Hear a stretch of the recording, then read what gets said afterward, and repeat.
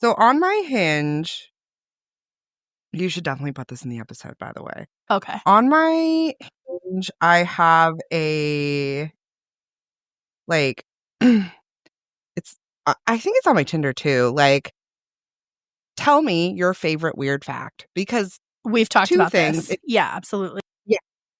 It's gross. And I'm like, well, thank you for weeding yourself out. If you can't even Google something real quick, you're not worth my time. Let's get real. Exactly. Plus it sort of limits the like, hey. And I'm not even shitty about that, because like starting a conversation with somebody can be intimidating, especially if you don't know them. So if you're a actually, pussy. so that doesn't bother me, actually. But I'm literally giving you an icebreaker on a silver platter. Yes. So on this one, also, I'm gonna send you the screenshot after I tell you what he said, just so you can see what this man looks like. Oh.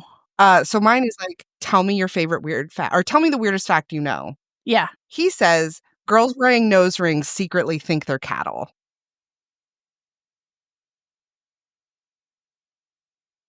Excuse me?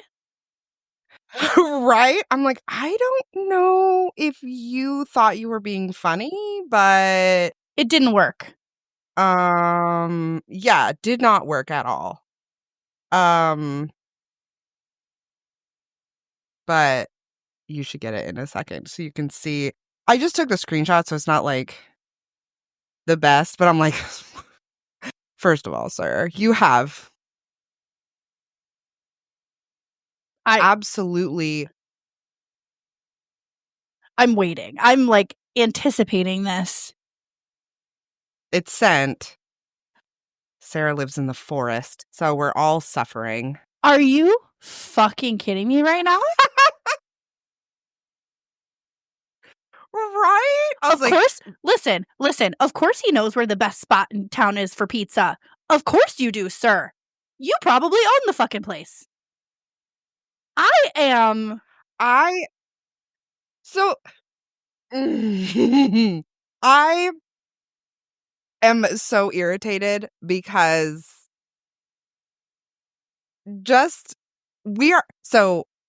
before I get too far into the topic, I decided to do like a deep dive history lesson on the 4 waves of feminism. Oh, and love this for us. Something I now should bring up as a topic, I will write it down, is why do men feel like they can comment on women's appearances? Because rage. But yeah, I thought you'd find that funny. I was like, let me just hop on Hinge real quick, and then I was like, oh, that's why. Hi, I'm Erika. I'm Sarah. And we are Living Understaffed, the podcast about not having enough hands or hours and when your best just isn't very good. How's your week? Have you been understaffed? That's a heavy question. We can't talk about it too much, but all of the mass firings going on in the government has got me worked up. To the point of I had multiple panic attacks the other day, didn't sleep, gave myself a migraine, didn't sleep some more. And it's rough out there right now for government employees. Then I beautifully, thank God, got back from North Carolina in one piece, tired as fuck. And we had a snowstorm, so I got a couple of days to work from home. And that was nice, because then I could just sit in my bed in my pajamas and no bra and like decompress from a very long weekend of driving 30 hours and hanging out with you and you know, like just that like high energy that you do need to like decompress and come down from. Yeah. So my car is one of the sensors went out over the tire, and that's like $200 that I gotta fix. And then the turbo of my engine, and for those of you that are any good with vehicles. I am not one of them. Not one of them. So the information that I'm about to spew about what's wrong with my car, it may be incorrect as far as the correct terminology. I don't care. I don't care. So the turbo in my car, apparently, like, there was a code that threw in my car, and so now my car is driving in low power mode without the turbo. And so I took it to Firestone to get it diagnosed or whatever. $132 later, they diagnosed my car to just let me know that it was throwing 2 specific codes. Okay, fine. And it has a tech service bulletin on it. Okay, fine. So I take it down to Chevy, to the dealership in town, and I'm like, hey, can you guys look at this? Because Firestone is telling me that there's like a software update that needs to be installed to my car, and it will toss the error message on my dash, because supposedly the error message is that there is like coolant or antifreeze or something that's frozen inside my turbo engine, and it's not allowing it to like run properly. But Chevy is telling me something completely different and saying that that specific code that it's throwing means that there is a loose rod inside my turbo and it needs to be fixed immediately. And I'm like, that's a drastically different thing than what Firestone told me. And they were like, oh, well, their codes might be showing something different than what we have in our system. Well, I feel like I'm getting swindled. Thank you so much for that. So it's heated. So it's been really fucking cold here. It's been like negative degrees for the last week. So today I went to work for a while. Yeah, fuck Missouri, dude. I can't wait to get the fuck out of here. I went to work today for a few hours, and it's significantly warmer today. It was like 28 degrees. It was actually really nice out. Like when we're talking about actual winter, this is what I'm talking about. Like 28 degrees, there's snow on the ground. It's bearable to be outside in like a coat and a scarf. You don't necessarily need gloves and a hat and all of the things to stay warm. Like, this is the winter that I like. But it's warmer. Talking about 28 degrees and the weather being bearable outside is crazy. I know. I used to live in Alaska. This is fucking, it's beautiful outside right now.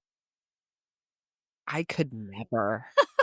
I could never. Honestly, it gets Alaska, below like 40 and I'm like, what is this? Should be a war crime. You can't say that. Take Oh it out. my God, I'm gonna have to. So anyway, I'm driving home, or the tire sensor was flashing on my dash this morning when I left for work. And when I left work to come home, the sensor came back on. So there's a tiny piece of me that's hoping that maybe my engine just needs to melt and the turbo thing will go away. Now, is that definite hopeful person that doesn't want to spend $1,000 or more to fix the turbo in my car? Yeah, 1,000%. Is it a possibility that it's still flashing next week? Yeah. Yep. So, understaffed a little bit. I also haven't heard from the Georgia opportunity yet. And with the current climate in government service, I don't know. I just don't know. So, I'm understaffed mentally and trying to like understaffed and overwhelmed. Yes. And trying to manage expectations, Like, I'm very hopeful about the Georgia opportunity, but I also need to like manage my disappointment if I were to be told that I didn't get picked for the job. Because I'm very excited about it. I'm very excited about the opportunity. So if I don't get picked, okay. Like, all right. I mean, I think they made a mistake, but then I just move on to the next opportunity, Like, I just keep applying and keep trying for different things. But it's a dream job. It's a dream job. So I'm really, really hopeful, but sad that I haven't heard from them yet. So, yeah. Yeah. Yeah. Car troubles, anxiety and depression troubles. But I did get next week's episode edited already and ready to post. Excuse me. Look at you. The power of anxiety and not sleeping. Wild. Um, How about you, dude? uh, well, aside from my mom problems, I've been fine. Yeah, I've just been really busy at work. We have some VIPs coming next week, so just making sure that the office is all like I'm also one of those people where like no, technically they don't care, but like I'm going to vacuum and make sure that my desk is cleared off and like make sure that, I have my VIP outfits for work. Like, does whether or not I wear Converse to work have anything to do with like my job performance? No. And for the most part, it doesn't really matter. But like, I'm not going to do that when we have special visitors or if I'm going to like an important meeting or whatever. Like, Yeah, for sure. So just sort of an extra layer of like professionalism. So just sort of getting that taken care of. And also, yeah, again, the stress of like I'm in a different boat than Sarah is as far as my job like category, I guess. But, it's still something to think about. It's still going from um things have just changed a lot. And uh I ended up reaching out to my boss just to get some like clarity. And nothing has changed for me, the organization that I work for or anything like that, but it's still something that I think about and is still a little bit stressful, especially since I'm not in a 2-income household anymore. So if I don't have a job, like I do like and also at the same time though, like I know I'm good at my job and I'm good at what I do and like I could find another job. I don't think it would be the end of the world, but I don't want to because I really like my job. Same, dude. So yeah. Same. Yeah. Yeah. So anyway, our topic is the waves of feminism because I was like, let me do something that isn't going to make me angry. JK. Uh, Also true. God damn. also true. So I do want to uh so like there's 4 waves of feminism. Wave refers to as like sort of grouping of the movements that Mhm. sort of have a similar goal. Mhm. It is an oversimplification, especially when you're talking about like the later waves and the current wave we're in now, because there are so many subgroups, and so many like perspectives that we're trying to and things we're trying to accomplish and perspectives out there and stuff like that and like other groups that sort of overlap. Whereas definitely the first wave of feminism, it was the right to vote and it was only white women. Mm. In fact, they were vehemently against women of color getting the right to vote. So also, I am a white woman. Oh, Sarah's a white woman. sorry. There was an ad on a website and I was bleh. It's the same website that I used. Um, but there are a lot of perspectives in this that we don't have because we are not women of color. So there's I'm not if I gloss over anything, I am not intentionally glossing over it. It is like and if you have something to contribute to the conversation, please tell us because we're always trying to get more perspectives to be a better feminist and get better equality for everybody. Absolutely. Um 100%. And it like send us a message, comment on the episode, whatever it is, like we're 100% open to that. yes. But the first wave of feminism was the 1850s to the 1920s and that was well, 1920. And it was women gaining the right to vote. So, and that was an amendment. I think some other states had already given women the right to vote, but that made it like a national thing. And that was Elizabeth Stanton and Lucretia Mott at Seneca Falls, New York. They wrote, I think it was like the Seneca Falls Declaration or something, where they asked for certain things. But out of that came the right to vote. Now, again, there were also 2 Black feminists that I had not learned anything about, and their stories were very important. The first one is Sojourner Truth. She was born Isabella Bumfrey as an enslaved person, and she escaped slavery with one of her children. And she, I guess, famously gave this speech, which I did not hear about, which I feel like more people should, called Ain't I a Woman? And essentially talking about the similarities between Black women and white women. Like, we are the same. We have this, like, all the struggles that white women have, Black women have too. There's no record of the speech, which I think is egregious. And also, according to the website that I was looking at, they were like, we don't really know if she even made it, which I feel Disgusting. like she did. One thing that I really Disgusting. liked about, because I was looking up some stuff too, one thing that I really liked about her is that she was the first Black woman to sue a white man and won. Yes, and won. Fuck yeah. Oh, God. What the Mm-hmm. Yes. And then Ida B. Wells, also badass. A badass.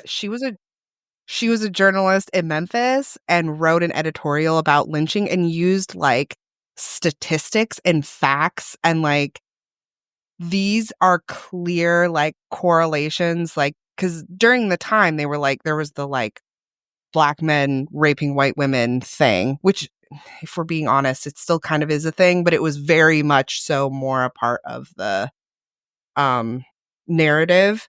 And she used clear, like, this is not true for all of these reasons, and then was like, actually, lynching is an act of terrorism used by white men because they're upset that people of color are competing with them economically, and this is how they keep them down. And that sort of threw a wrench in the whole like white people are just superior thing. And she wasn't, I think she said she was in Philadelphia, and she ended up moving to Chicago and had a lot, and was very active in like the political scene in Chicago. But Memphis literally broke out in riots. And anyway, it was wild. She's a badass. And again, I don't understand why I did not learn about her in history class, because she's literally a force of nature.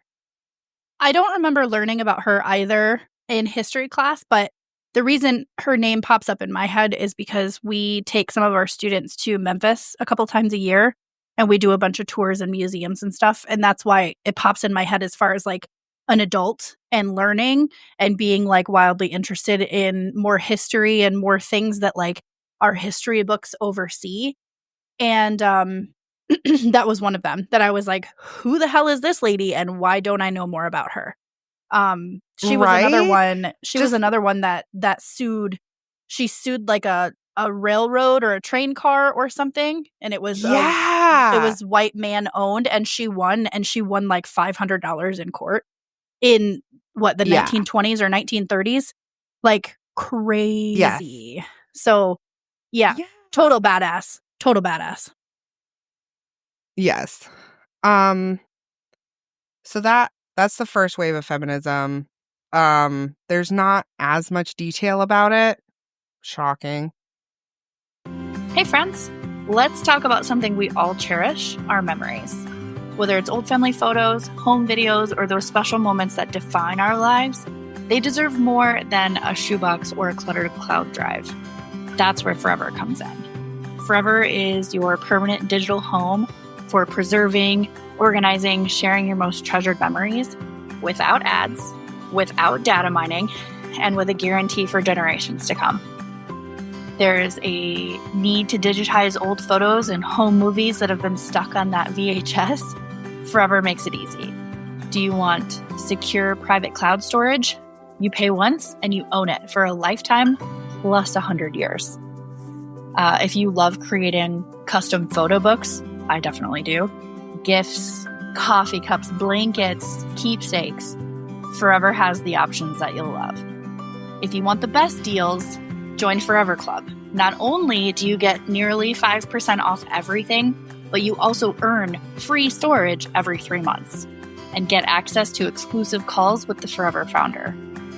So your memories deserve more than just a temporary fix or a thumb drive that we've lost. Or, I've even worked with a couple people that their external hard drives have all of a sudden stopped working.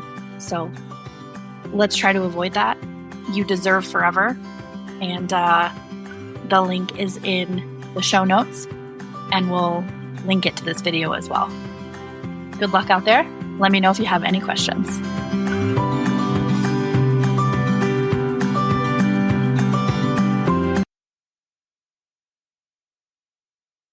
The second wave of feminism is 1963 to 1980-ish. It sort of ends with like the Reagan era. Shocking. The second wave of feminism is sort of termed like women's liberation. So it sort of was kicked off by the feminine mystique by Betty Friedan, whatever. This wave, more than other waves, is criticized for being focused specifically on upper middle class white women, and it is definitely like just knowing what I know about it and reading about it. It's true because it focuses on, like, the feminine mystique is all about women chafing against their predetermined roles as wives and mothers. But if you are living in poverty, who's going to watch your children for you? Right. Like, you can't, Right. you don't have another choice. Like, how, like, so there was no building infrastructure. It was more about like, oh, well, women can do this, not building any sort of system to like help women do that. And can but that was like can I throw in a wrench? Sorry, go ahead. To that? Yeah. So if we're looking, if that's where if some of the criticism came in for like upper white class women, but versus being poor, if you look at military communities, any community really, and it's a one income household, whether the husband or the wife is the breadwinner, how fucking expensive is daycare? It is so expensive. So expensive. And you have to be on the higher end of upper middle class to even be able to fucking afford that on one goddamn salary. Yeah. And it's not, at this point, it's not insane. even fucking worth it for the second parent to go to work, because half the time, the majority of their income goes towards daycare. So what's... Oh, I have conversations with military spouses about this all the time, and they get, like, you and I have been in that situation, not necessarily with kids, but you have had foster kids. So how expensive is daycare? It's obscene. It's obscene. And the number of military spouses that choose not to work because their entire paycheck with whatever low-class bullshit minimum wage job would just go to cover daycare costs. So they choose to stay at home and be a stay-at-home parent, but they're looked down upon when they do try to go join the workforce because they have a huge gap in their employment. And it's like, have you seen today's economy? Are you even opening your eyes at all? So, I will digress, but yeah, no, it's bullshit. It is absolutely obscene is the word. But Gloria Steinem came out of this one. She was the woman who famously said, like, women need men like fish need bicycles. Hell yeah. Funny. What's that? Is that Jameson or Guinness that uses that as their tagline? I think it's Jameson in Ireland. They use that I as think so their too. tagline. And I have it on my desk. I have it in my office that's hanging over my computer screen because it's the best. Anyway. Yes. The one, like, the things that came out of this wave of feminism was the Equal Pay Act, questionable. Voters' Rights Act, questionable. Women were able to, like, buy a house by themselves, start a business by themselves, open a bank account by themselves. It also sort of started the, like, women were able to get birth control. Like, that is when women Also questionable. started, also questionable, started Roe v. Wade, R.I.P. RBG. Mm-hmm. R.I.P. So all of that came out of, but it was just the beginning. So again, it's good that it's here, but it was white women could buy a house. White women could open a bank account. Mm-hmm. Isn't that where, So I'm going to forget the name of it, but there was also a Black feminist organization that came. Is that the right time frame? yes, because they were separate. Yeah. Well, yeah, because that was still part of the culture. Yeah. And honestly, there's pieces of that is still true today, that it is a separate thing. But Yeah. it's more support, I think, from both sides now versus what it was then. So I'm glad that there's always been women with gumption and there's always been women with balls, if you will. So I'm glad that they also formed an organization at the time to help them with purchasing houses on their own and being able to vote and, being able to get birth control without being white. Like 100%. Yes. Now, you still had to be married to get birth control. Disgusting. God. I know. Ugh. And I mean, still a lot of doctors like won't perform like sterilization for women unless they're married or they're a certain age, or I think it's getting a little easier now, but this is very recent and only because of an incredible amount of backlash. Like, the last time I looked into it, it's not just because. The last time I looked into it, it was they didn't want to do it in case I changed my mind. And it's been 8 years since then. Haven't changed my mind. And then also they wanted to know what my husband's opinion was, and I left the appointment. I was like, absolutely fucking not. No, because it's not his fucking decision. Not at all. Also, a man at 18 can walk into a clinic and get a vasectomy. It's an outpatient procedure, and nobody asks men any of that. No questions asked. Correct. No. Correct. So if it wasn't about questioning women's bodily autonomy, they would be asking men those exact same questions, and they don't. So let's all keep that in mind. So much anger. Third wave of feminism. Oh, just wait. Oh God. The third wave of feminism was the 90s. I would probably argue the mid-90s, and this is when women started standing up for sexual harassment in the workplace. And lack of women in power, which still I would a fucking argue is thing. still a problem, but it is still a problem. 100%. Yep. This is also when Monica Lewinsky thing happened, which Monica Lewinsky was 22 years old. 22. She was 22 years old, and not only was she clearly taken advantage of, she was completely left out to dry by the person that took advantage of her. And not only that, but like, what was the host of The Daily Show then? Ooh, let me look it up. He was host of Daily Show awful during Monica Lewinsky scandal.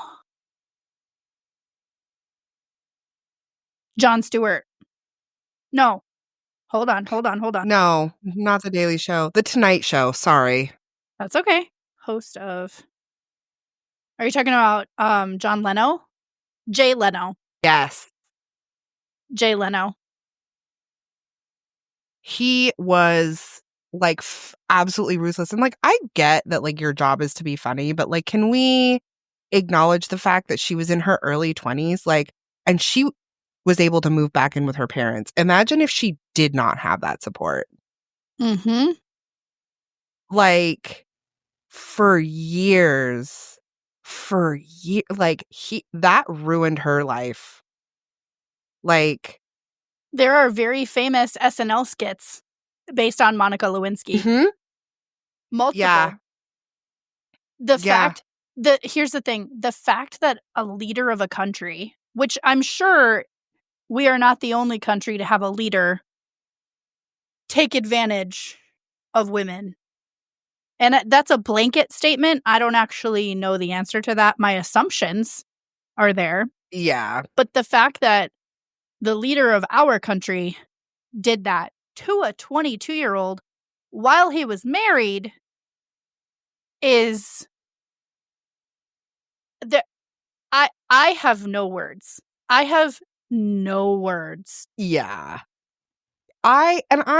This is a hot take. I know it's a hot take.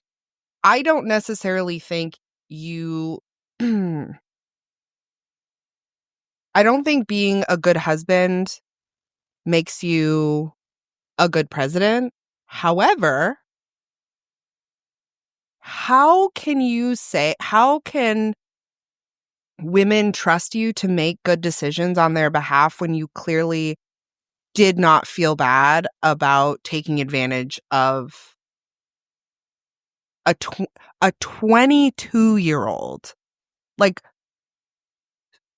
she was so young. And then I get that it was self-preservation on his part and like embarrassment, but like, she took all the blame for that and he let that happen. Like, you cannot tell me that a leader of a country with that insane lack of integrity is going to be... Here's the thing. The leader of the free world, right? He's got a PR team at his fingertips. She didn't. So, yeah, it looked like she took the whole blame. But who's to say what was actually happening without a reporter fucking standing there? You know what I'm saying? And while he was trying to save face and save his marriage, it's still fucking why. And even if you turn around and look at big picture and you look at 20 years later, his wife, she's the governor of New York, right? And then she runs for presidency? Fucking wild on a female empowerment level. You know what I mean? Because she could have backed down into embarrassment lane 28 and stayed there. You know what I mean? But she didn't. And she stood up. Now, God knows. Hold on one second.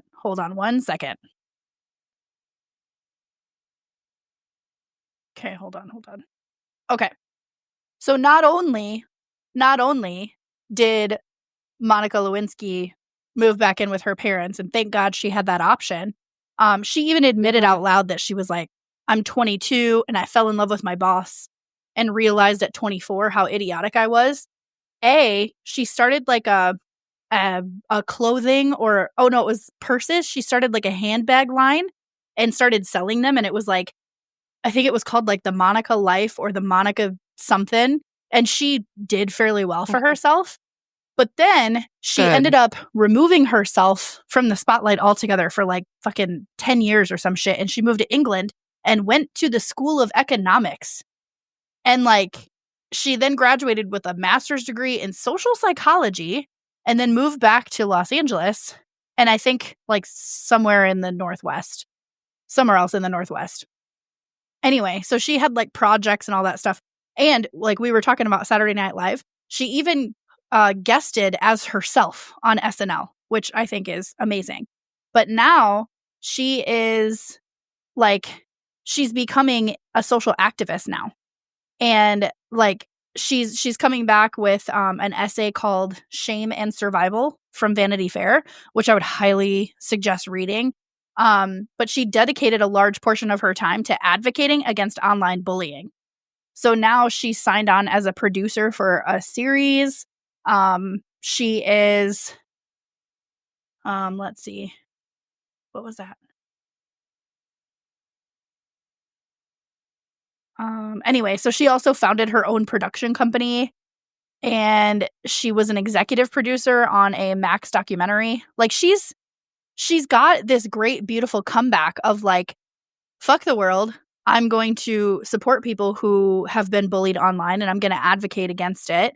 And like, she's kind of making this, like, at least in my opinion, she's kind of making this gradual comeback, not necessarily slow, but a gradual enough comeback to like get away from a mistake that she made. And we've all had those situations in our lives where it's like, I would rather not think about that. But instead of me trying to ignore the fact that it happened, because we all have situations like that, I'm going to do my best to embrace it and take the knowledge of that mistake and those lessons learned and take it with me elsewhere, and hopefully spread that knowledge and know that maybe I could help another person.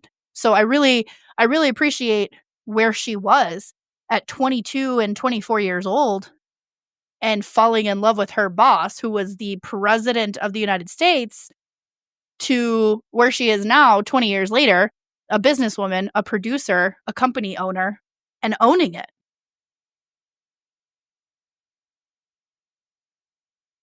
Yeah. I mean, yeah, and think about just like, I know for me,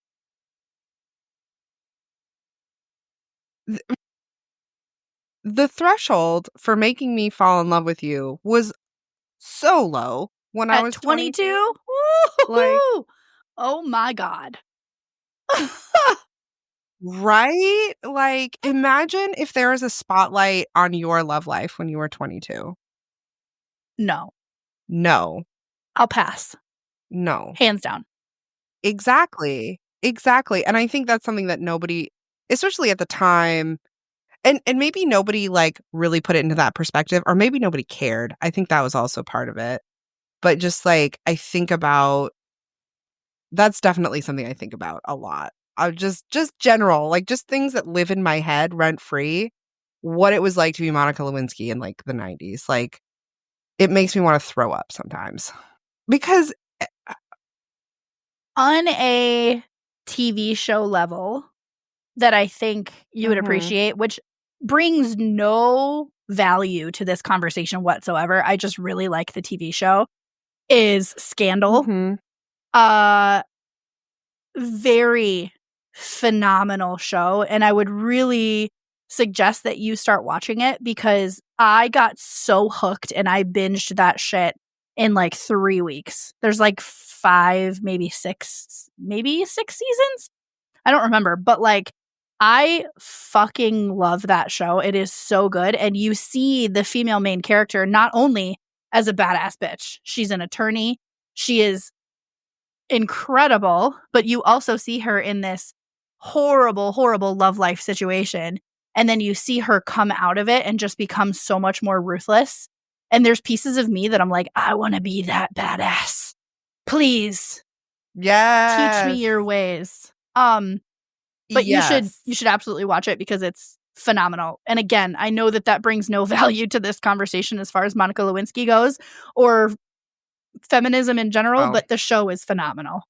Third wave of feminism, the one of the people that I wanted to talk about was Monica Lewinsky, and the second person is Anita Hill, and she was the one who testified against Clarence Thomas at his what is it, confirmation hearing or whatever, because he was sexually harassing her, and she had to testify. So she's up, yeah. Go ahead. I didn't know this for sure, but I'm not surprised. She had to testify in front of an all-male Senate and an all-white male committee about what happened. Of course. Of course. Yes. So having to like bring it up and having to like say that in front of people then, like it is already difficult to talk about that stuff now when it's a lot more like when women are just more believed and there are usually a woman in the room also, so you have that like solidarity. But like Some of the things that he was doing to her, which is why she reported him. So this says that Thomas asked her out socially many times during her 2 years of employment as his assistant. And after she declined his requests, he used work situations to discuss sexual subjects and push advances. So she said, quote, he spoke about such matters as women having sex with animals and films showing group sex or rape scenes. Adding that on several occasions, Thomas graphically described his own sexual prowess and the details of his anatomy. Hill also recounted an instance in which Thomas examined a can of Coke on his desk and asked, "Who has put pubic hair on my Coke?" And then, go back. Shit. One thing that I saw is that Hill agreed to take a polygraph test. So while senators and other authorities observed that polygraph results cannot be relied upon and are inadmissible in court, Hill's results did support her statements. Thomas did not take a polygraph. He made a vehement and complete denial, saying that he was being subjected to a high-tech lynching for uppity blacks, while white liberals who were seeking to block a black conservative from taking a seat on the Supreme Court.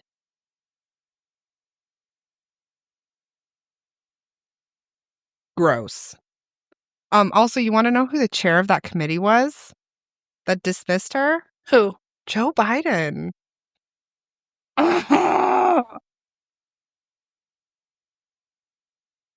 I want to throw this out to the listeners that have made it this far. We are not a political podcast, and there are certain things that I refuse to talk about in a platform like this. If anyone would want to have a very heated one-on-one discussion with me, I am okay with that. But there are a lot of things that I'm not going to say on a platform like this because just having this conversation, my blood pressure's through the roof. If we keep going down a rabbit hole, I would have to get off the recording because I'm not going to be a pleasant person.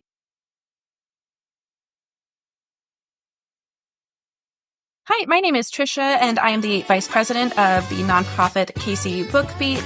We aim to connect readers with local literary talent, fostering a deeper appreciation for the stories that shape our community. Through this catalog and our local events, we want to provide a platform for authors, bookstores, and publishers to reach a wider audience and strengthen their presence in Kansas City. We have so many amazing events coming up in the year 2025. We have our Writers' Workshop in January. We have a children's book fair in April and so many more, including our KC Lit Libations in May and November. Love to see you.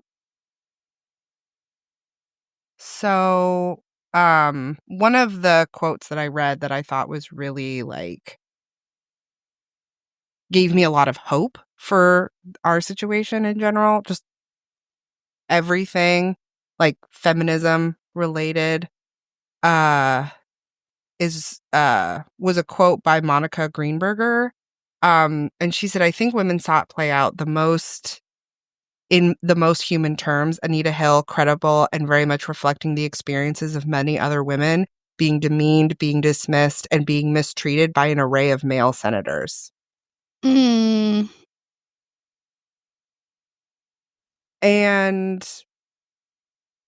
that is something, I mean, I know it sounds shitty, but that is something that like I've seen just over my sort of professional life of like when I was in my early 20s, there were things that were appropriate to say to women at work that are now not appropriate. Or now I can stick up for myself and I'm not going to be like that, like one of those women, or somebody else is going to be like, at the very least, afraid for their job. Whereas that was not always the case. And I don't think, like, in order for women to succeed, we have to make sure that we support all women. So, like, when it comes to like Anita Hill and Monica Lewinsky, when we see women going through things like that, it is so important for all women to be like, to find solidarity in that and realize that, like, this is something that could happen to any of us. Because it's true. I think I've brought it up before too, but the investigations that were going on during my divorce, I had to go in front of the commanding general and a panel of his, I'm going to say coworkers, but it was a panel of men at Fort Leonard Wood, ask me how many Black people were in the room. Absolutely None. 0. And ask me how many of them were bald, older white men. Almost all of them. All of them. They were even reluctant to let my boss, who is a female, they were reluctant to let her stay in the room while I gave my statement. Because I didn't have a representative. And I think I said this on a previous episode, but there was supposed to be like a victim advocate that was assigned to me when all of this started happening. And they found out during that testimony, they found out during my statement that I didn't even know what a victim advocate was. And there was anger, but it didn't stop the wheels from turning. So those kinds of things still fucking happening. And not only that, but it was happening in the military, which we cannot get into because cannot. Yeah. Cannot. Yes. I had a very different situation, but something similar. I was a part of an investigation about one of my coworkers that was sexually harassing women in the office. And there was an investigation.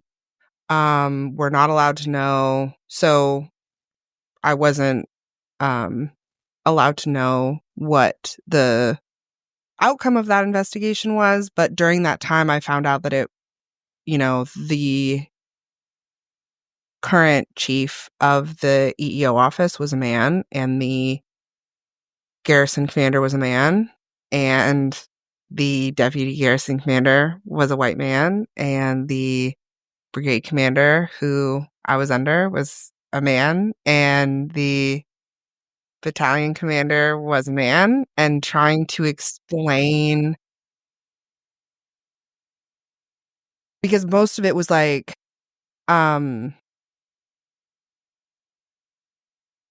there's like a lot of weirdness because of the person that came forward, like how it was handled.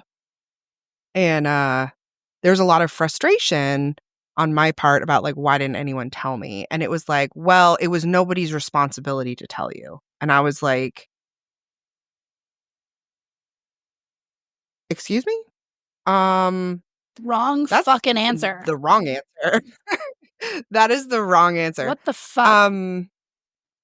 And because of that, I helped start the Federal Women's Program on Fort Leonard Wood. I rewrote the policy letter on EEO, specifically sexual harassment or sex discrimination. I'm sure it's been rewritten since I did, but it was just, I had to go in and I had to explain everything that happened over and over and over again to like 5 different people. And then, so you're sitting in this room in this big conference table with somebody who clearly, at least it felt like to me, not really interested.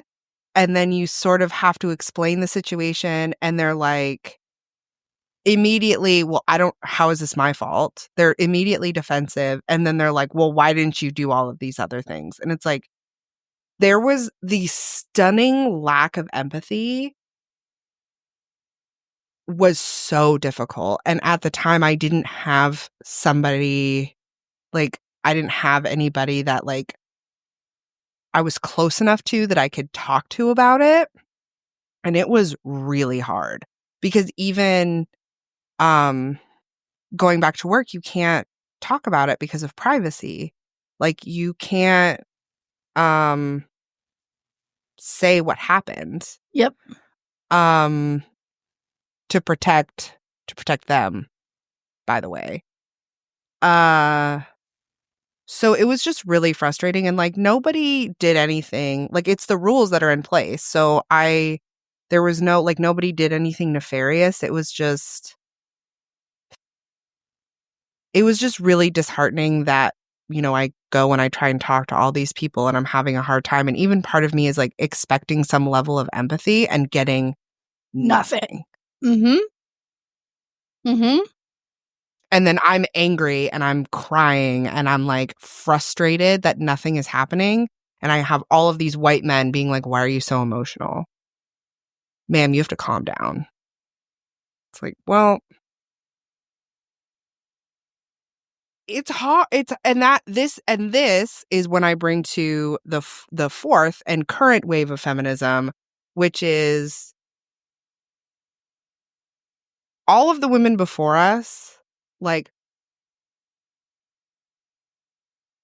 did a lot. Like, I have a job because of the women that came before me. I can Correct. live in a house with 3 women because of women who came before me. I was able to ask for a divorce because of the women that came before me. I was able to, like, have a federal job because of women who came before me. I have so many privileges that I would not have had. And we have come so far, but we still have really far to go. And I don't think this is going to be the last wave of feminism. I hope it's not. But just, like, it is difficult. But the only way to get these people to understand, like, Anita Hill did probably one of the most terrifying things I can think of. But it got so many women to understand that they weren't alone. So, like, we have to do those things. We have to do the hard things. And, like, I'm always caught between, like, it is hard, so I don't blame you for not doing the hard thing. But at the same time, you are making it better for the women who come after you. Yep. So, while it might not that be is sort of like a question. While it might not be easy for you to do the hard thing in the moment, because it's not. Because it's, you know that if you do the hard thing now, you might not get any satisfaction or answers or justice out of it. But the fact that whatever it is that you're going through now, if you do the hard thing, you're going to help someone in the future. So when we talk about like the Me Too movement came out of this wave of feminism, right? So when we talk about people who have been sexually harassed by women or men in power, right? And the majority of the time it comes down to men in power. If you don't say anything, more than likely you're not the only person. And so if the person before you was too scared to stand up or too fearful of, like, losing their job or losing their income or whatever, you standing up might help the other person stand up a little taller, and maybe they'll come forward. Yeah. And the shitty thing is like, you might both lose your jobs. You might both lose your income or your status or whatever, but more than likely you're not alone in that. And there are programs in place to help with that, to help with retaliation and things like that. Today's episode, while it is emotionally heavy, still bears a pretty heavy weight on the things that we're going through in today's society, as well as women in general, women in the workforce, women who are trying to stand on their own 2 feet and survive in today's economy. While my blood pressure is through the roof and I'm going to have to, like, take a shot or something to come down from this.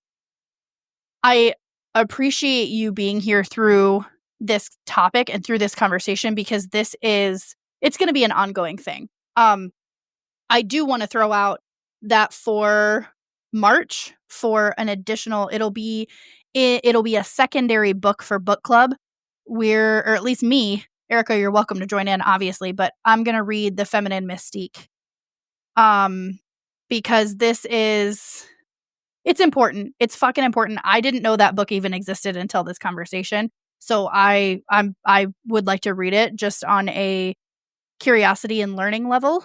But yeah, I just thank you for being here. This is a heavy conversation. So anybody that's wanting to give feedback or anything, I'm happy. My messages are open. You can also join Discord and we can talk about the episode in there too. Either way, I'm open to it. So feel free. Yeah, again, to just echo what Sarah is saying, this is something that's very important to both of us, and it's really like heavy and triggering for us, but I think it's triggering for a lot of women because I think all women have gone through something similar, or at least something that like feels just incredibly unfair. And one of the things that is so great about having each other and having this podcast is that we can talk about all the things that we're going through and we don't feel so alone. And that I want to be able to make other people feel that way. Yep. So we'll let Erika close the episode before our blood pressure rises again. And we'll see you guys next week. Yep. Anyway, after that bummer, remember to follow us on Discord. Join our Discord. Sarah and I are always there. Follow us on socials. Leave a review. It makes us squeal with delight literally every time. Every time we see like another review, we screenshot it and send it to each other, and it makes our day. Speaking of, we have merch. Shout out to my bestie Amanda, who left us a review on Amazon, and I screamed today when I found it. So I love that for us. I haven't read it. I'll have to see. I'll have to look it up now. I'm sending you a screenshot. Calm down. Anyway, Thank keep you. going. Keep going. Yes. We have merch. It's great. Send it to your weird uncle.